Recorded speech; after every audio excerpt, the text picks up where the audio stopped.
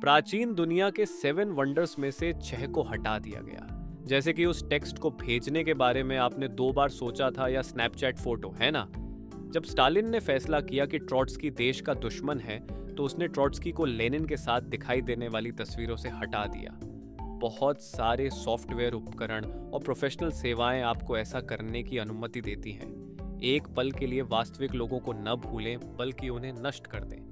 लेकिन जब चीजें हटा दी जाती हैं तो वे कहाँ जाती हैं? गूगल एनग्राम व्यूअर आपको 1500 और 2019 के बीच पब्लिश्ड 5.2 मिलियन पुस्तकों में शब्दों और वाक्यांशों को खोजने की अनुमति देता है। ये देखने का एक शानदार तरीका है कि हम जिन शब्दों का इस्तेमाल करते हैं वे ओवर टाइम में कैसे बदल गए हैं।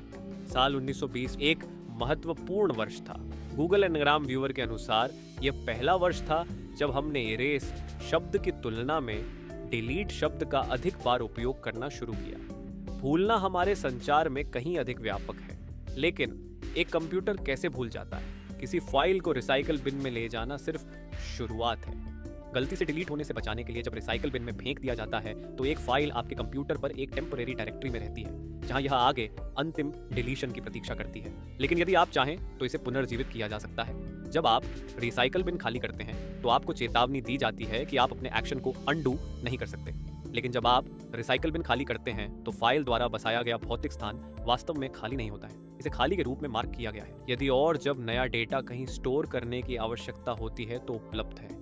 फाइल का जगह उपलब्ध HEO गया है, लेकिन फाइल खुद बाहर नहीं गई है, केवल पॉइंटर्स चले गए हैं। पॉइंटर आपके ड्राइव पर एक अन्य प्रकार का डेटा है जो मेमोरी में उन स्थानों की ओर इशारा करता है जहां वे जो फाइल खोज रहा है वो पाया जा सके।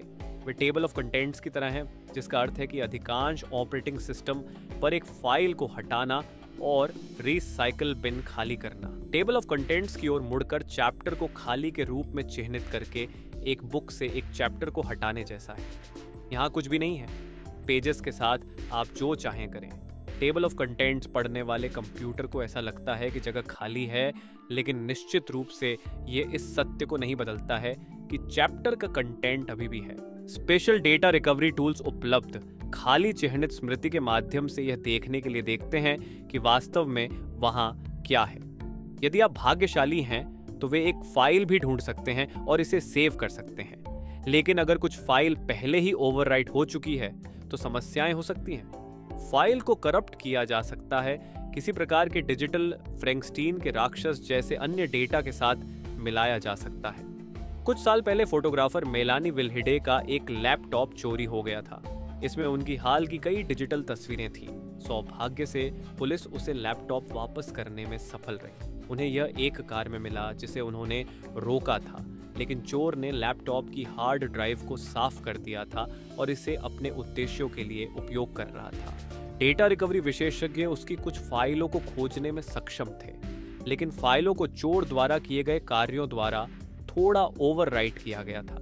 उन्हें करप्ट किया था, लेकिन वास्तव में अच्छे तरीके से। इसलिए विल्हाइड ने काम को प्रदर्शित करने का फैसला किया।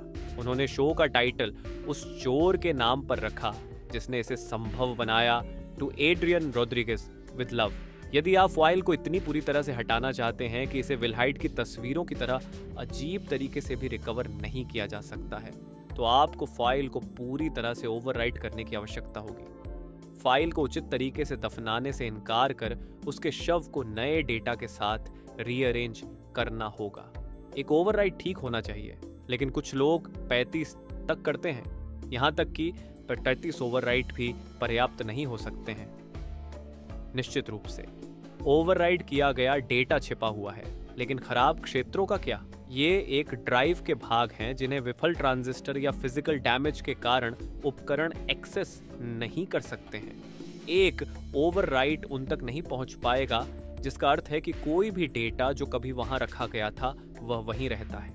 इसलिए यदि आप डिपार्टमेंट ऑफ डिफेंस में हैं और आप कोई जोखिम नहीं लेना चाहते हैं तो आप अवांछित ड्राइव को फिजिकल रूप से नष्ट करना होगा। अमेरिका, यूरोप, जापान अक्सर इस तरह के इलेक्ट्रॉनिक्स कचरे को घाना में डंप करने के लिए भेजते हैं। घाना के इस शहर को पृथ्वी के डिजिटल डंपिंग ग्राउंड के रूप में जाना जाता है। घाना क्यों? खैर, अफ्रीका में अप्राप्य इलेक्ट्रॉनिक्स भेजना सस्ता है। डोनेशन के रूप में चिन्हित किया गया है, बजाय उन्हें ठीक से रिसाइकिल करें। लेकिन वहां इन इलेक्ट्रॉनिक डंप में फाइलों को अभी भी जीवन में वापस लाया जा सकता है। घाना में सक्रिय संगठित अपराधी अनियमित ई डंप से डेटा को सफलतापूर्वक निकलने में कामयाब रहे हैं। वे रक्षा खुफिया एजेंसी, गृह सुरक्षा और टीएसए से जुड़े गोपनीय कई $मिलियन के समझौतों को खोजने में सक्षम रहे हैं। कागज पर जो कुछ भी था उससे छुटकारा पाने के लिए कागज को श्रेड करना भी सुरक्षित नहीं है। यह आसान नहीं है और यह हमेशा काम नहीं करता है। लेकिन कागज के टुकड़ों को स्कैन करके कंप्यूटर सॉफ्टवेयर टुकड़ों को एक साथ मिलान कर सकता है। लेकिन पहले भी श्रेड किए हुए पेपर को हाथ से अलग किया जा चुका है। 1979 में ईरानी छात्रों ने तेहरान में अमेरिकी एम्बेसी पर कब्जा कर लिया। स्थानीय कालीन बुनकरों और वर्षों की कड़ी मेहनत की मदद से वे सिपाही बम्बैया द्वारा टुकड़े किए गए गोपनीय दस्तावेजों के हजारों पृष्ठों को फिर से इकट्ठा करने में कामयाब रहे। कटे हुए कण जितने छोटे होते हैं और उनमें से जितने अधिक होते हैं, काम उतना ही कठिन होता है। इसलिए रक्षा विभाग की आवश्यकता है कि अधिकांश कटे हुए कण 5 वर्ग मिलीमीटर से अधिक न हो। यदि आप वास्तव में कुछ हटाना चाहते हैं तो उसे नष्ट करें, मिटा दें। समय आपके पक्ष में है। लगभग हम 5.4 अरब वर्षों में सूर्य अंतिम श्रेडर बन जाएगा, एक लाल विशालकाय जो पूरी पृथ्वी को निगलने के लिए पर्याप्त है। अरबों वर्षों तक सब कुछ ठीक रहेगा। लेकिन ब्रह्मांड के कई स्वीकृत मॉडल भविष्यवाणी करते हैं कि 10 से 100 वर्षों में जो भी इंटेलिजेंस बची है वह ब्रह्मांड के अंधेरे युग और उसकी अंतिम ऊष्मा मृत्यु, ब्रह्मांड के अंत, किसी भी फाइल या फोटो या स्मृति के अंत का गवाह बनेगी। हर बार जब कुछ होता है तो थोड़ी सी ऊर्जा खो जाती है। उदाहरण के लिए ध्वनि या गर्मी के माध्यम से फ्रिक्शन व ऊर्जा ब्रह्मांड में एक समय में थोड़ी सी बाहर जाती है, धीरे धीरे अधिक से अधिक। अंततः एक बंद सिस्टम में ऊर्जा सजातीय समान रूप से वितरित हर जगह समान हो जाती है। बर्फ के पानी के एक छोटे से गिलास में यह बहुत अच्छा है, लेकिन पर्याप्त समय दिए जाने पर हमारा पूरा ब्रह्मांड अलग नहीं हो सकता है। एक ढाल चीजों के होने के लिए, फाइलों को बनाने और पढ़ने के लिए, जीवन के अस्तित्व के लिए एक स्थान से दूसरे स्थान पर ऊर्जा में अंतर आवश्यक है।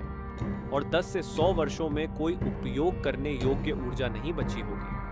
तो अगर हम एक भव्य समय सीमा के पार सोचते हैं कि ब्रह्मांडीय विलोपन सब कुछ का हिमांक है, हीट डेथ है, तो हमें इस ब्रह्मांड में आगे देखना होगा।